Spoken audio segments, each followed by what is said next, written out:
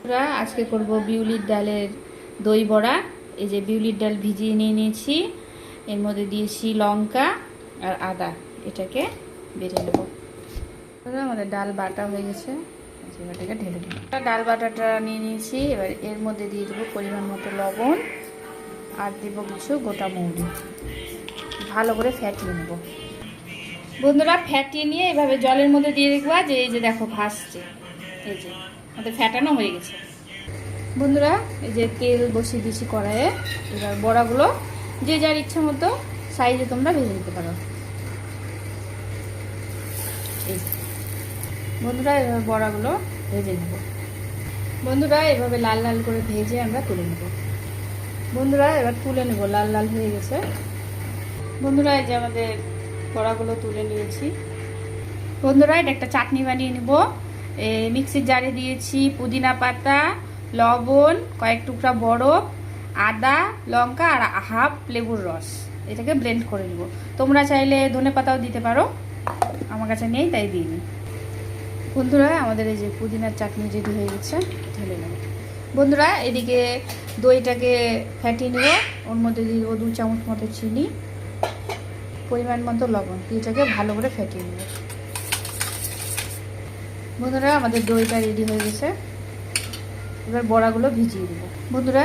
জল নিয়ে নিয়েছি একটা জায়গাতে, এর মধ্যে দিয়ে দেবো অল্প চিনি, 1 চিমটে লবণ। এই লবণ চিনির জলে কিছু পুদিনা পাতা দিয়ে দেবো। জলটাকে মিক্স করে নেবো এভাবে। তোমরা চাইলে ধনে পাতাও দিতে পারো, কারি পাতাও দিতে পারো। পুদিনা পাতা দিয়েছি, এবার বড়াগুলোকে ভিজিয়ে দিই বন্ধুরা। এভাবে বড়াটা ভিজিয়ে রাখবো কিছুক্ষণ।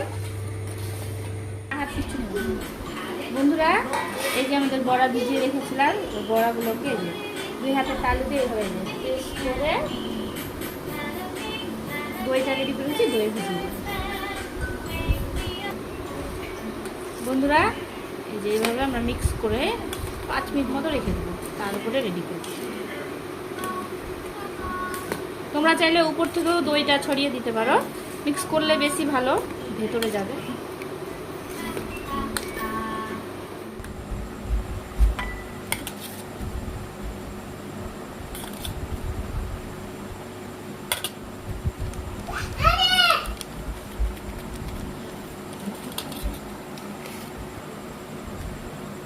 বন্ধুরা যে মশলাটা বানিয়েছিলাম,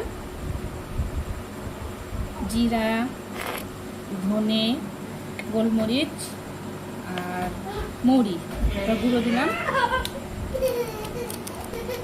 তোমরা চাট মশলাও দিতে পারো, আমি জল দিয়ে দিলাম।